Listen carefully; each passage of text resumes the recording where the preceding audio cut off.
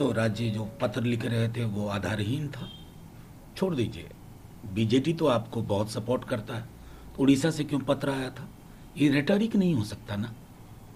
Vaccine strategy पूरी की पूरी बदलनी होगी। और सबसे महत्वपूर्ण सवाल, यूनिवर्सलाइजेशन ऑफ वैक्सीन, उस पर क्यों चुप्पी है अब तक? जबकि संक्रमण का पूरा डेटा ये बता रहा है कि इस बार 20 से 40, 42, 45 के एज ग्रुप में सबसे ज़्यादा लोग संक्रमित हो रहे हैं। फिर भी अगर आप अभी तक नहीं कर पा रहे हैं तो मैं समझता हूँ पता नहीं कौन से विजडम का इंतजार कर रहे हैं। तो उस पर भी भाजपा ने आप कटाक्ष किया है कि 2 तारीख के बाद उनको फुर्सत मिले। क्या लगता है कि इस तरह के मेरा तो सीधे तौर पे कहना है, कटाक्ष आप अगर इस सब तरह की चीज़ों पे, तो राजनीति में तो आप कुछ स्पेस ही नहीं छोड़ रहे। अब वाजपेयी जी ने बड़ी कविताएं लिखी, बाद के वर्षों को छोड़ दिए तो हारते ही रहे। कटाक्ष करे कोई कि बड़ी फुर्सत है, कविताएं लिख रहे हैं, ये तरीका है राजनीति का? अरे थोड़ी संवेदनशीलता बरकरार रखिए साहब, बहुत नहीं संभव है, थोड़ी बरकरार रखिए, हिंदुस्तान का भला होगा। सर, एनडीए को एक झटका लगा योगी थी, क्योंकि अमूमन ये देखने को नहीं मिलता इधर, लेकिन अब ये प्रक्रिया धीरे धीरे होती जा रही है कि लोग एनडीए से अलग हो रहे हैं। आसाम में इससे पहले हुए थे, गोवा फॉरवर्ड पार्टी उनसे अलग हुई है, कह रही है कि वो आपके साथ रहना चाहिए। क्या लगता है कि कुछ? देखिए, इस भाजपा के, मौजूदा भाजपा के चाल चरित्र और चेहरे को समझना जरूरी है। शिवसेना क्यों अलग हुई, अकाली दल क्यों अलग हुआ, और नीतीश जी को तो मजबूरियां हैं और मजबूरियों की सारी चाबी इनके पास है। तो ये जो भाजपा है मौजूदा, ये अप्रोप्रिएट कर लेती है अपने सहयोगियों को, और मैं समझता हूं कि ये संदेश धीरे धीरे सब तक पहुंच रहा है। कोरोना की जो संख्या लगातार कंट्रोल नहीं है, महाराष्ट्र और दिल्ली से पलायन की भी खबरें शुरू हो गई हैं, जो कि तस्वीरें ऐसी आ रही हैं कि लोग अब फिर से वापस आ रहे हैं। देखिए, चिंता का विषय तो कई राज्यों से है। गुजरात के विजुअल्स देख लीजिए, जो डेड बॉडीज के साथ हो रहा है। महाराष्ट्र हो, दिल्ली हो, आवश्यकता है हैंड होल्डिंग की। सहकारी संघवाद की भी परीक्षा है कोरोना के इस भयंकर आपदा में।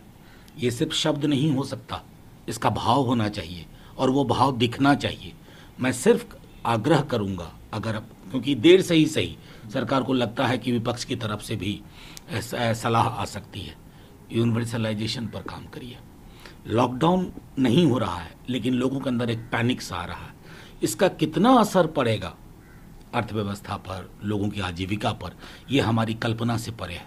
मैं समझता हूं कि अभी बाकी सब चीजें विज्ञापनबाजी बंद करके सीधे तौर पर जान और जहान दोनों की रक्षा के प्रयास होने चाहिए।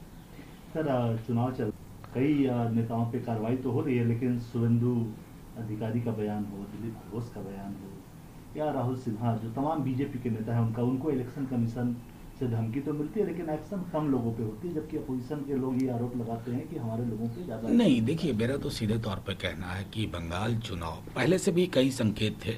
इस चुनाव में चुनाव आयोग की विश्वसनीयता, उसकी साख, वो कितना प्रभावकारी है, इन सब की भी परीक्षा का क्षण था।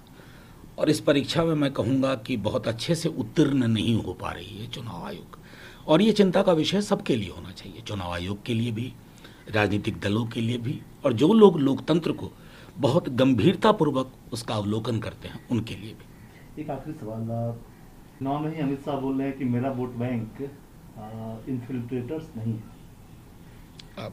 उन्होंने पहले तो एक बार टर्माइट कहा था, घुसपैठिए, फिर प्रधानमंत्री ने जाकर के बांग्लादेश में कुछ और कहा, बांग्लादेश को एश्योर किया।